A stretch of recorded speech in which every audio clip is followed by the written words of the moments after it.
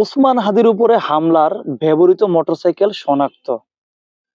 মোটরসাইকেলের মালিক আটক। এটা কাজ হইলো? হ্যাঁ কি বেকুব? এই মোটরসাইকেলের মালিক কি বেকুব? হ্যাঁ কি বর্ডার ক্রস টরস হইতে পারে নাই? হ্যাঁ কি সাহায্য সহযোগিতা করে নাই? কেউ বর্ডার পার টার করে দেয় নাই? আর এমন একটা কাজ করবি তুই, তুই কি লেগা প্রমাণ রাখবি? গাড়ির মধ্যে নাম্বার টাম্বার রাখবি বা তোরে যে শনাক্ত করতে পারে এরকম কুল টুল রাখবি?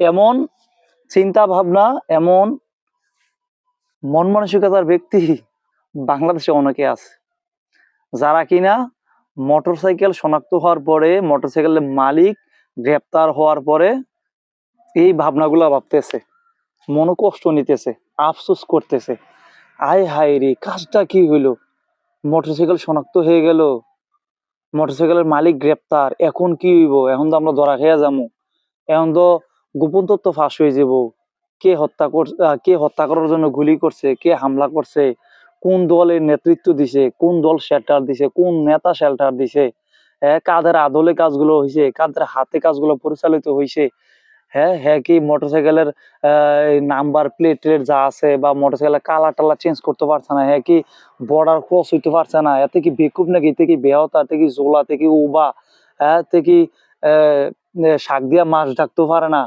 তেকিডি হিকছে না, এমন আফসোস চিন্তা ভাবনা আর নিচু মন মানসিকতার মানুষের বাংলাদেশে অভাব নাই। তারপরেও সত্য যে ওসমান হাদির উপরে হামলায় ব্যবহৃত মোটরসাইকেল শনাক্ত হয়েছে এবং ওই মোটরসাইকেলের মালিক গ্রেপ্তার। আলহামদুলিল্লাহ, আলহামদুলিল্লাহ।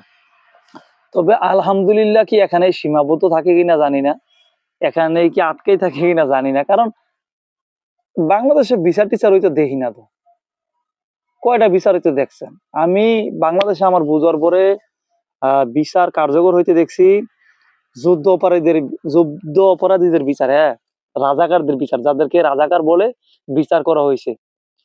তো আমরা তো এগুলো বুঝি, আসলে কি হারা কয়জনে প্রকৃতপক্ষে রাজাকার ছিল, যুদ্ধ অপরাধী ছিল, কয়জনে ছিল না। আচ্ছা যাই হোক, কার্যকর হয়েছে, দেশের আইনে বিচার হয়েছে। তবে মেন কথা হলো মানে এই বিচারগুলো হইতে আমরা দেখছি আর কি। আর দেখছি দেলোয়ার হোসেন সাঈদীকে কারাগারে রেখে দুঃখে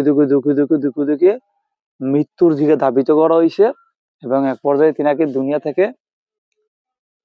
উপরে পাঠিয়ে দেওয়া হয়েছে। আর কয়টা বিচার কার্যকর হইতে দেখছেন এই দেশে? এই যে আবরার ফাহাদকে হত্যা করা হয়েছে, বিচারের রায় হয়েছে, কিন্তু বিচার কার্যকর হয়েছে? হয় নাই। তো ওসমান হাদির ক্ষেত্রেও তো এমনই হবে, ওসমান হাদির ক্ষেত্রে এমনই হবে, কারণ এটা বাংলাদেশ, তো এটা বাংলাদেশ বলে কথা। তারপরও আমরা সরকারের কাছে সর্বোচ্চ দাবি জানাই, প্রশাসনের কাছে জোরদার দাবি জানাই, আপনাদেরকে ধন্যবাদ জানাই যে মোটরসাইকেল শনাক্ত করছেন, এবং এর পাশাপাশি আমরা চাই এই মোটরসাইকেলের মালিককে ডিম থেরাপি দেওয়া হোক, যত ধরনের থেরাপি আছে থেরাপি দিয়া আসল তথ্য, গোপন রহস্য উন্মোচন করা হোক। যারা শেল্টার দিছে, যাদের তত্ত্বাবধানে কাজগুলো হয়েছে, যে কাজটা করছে, যে কিলার ছিল, শর্ট করছে, গুলি করছে, তাদেরকে ওপেন জনগণের সামনে ঝুলানো হোক, কোনো একটা ফ্লাইওভারে, কোনো একটা চত্বরে ওপেন বিচার কার্যকর করা হোক। এক বিচারে যেন আগামী শত শত বছর এরকম হামলার দুঃসাহস কেউ না করতে পারে। প্রশাসনের কাছে, সরকারের কাছে জোরদার দাবি রইল।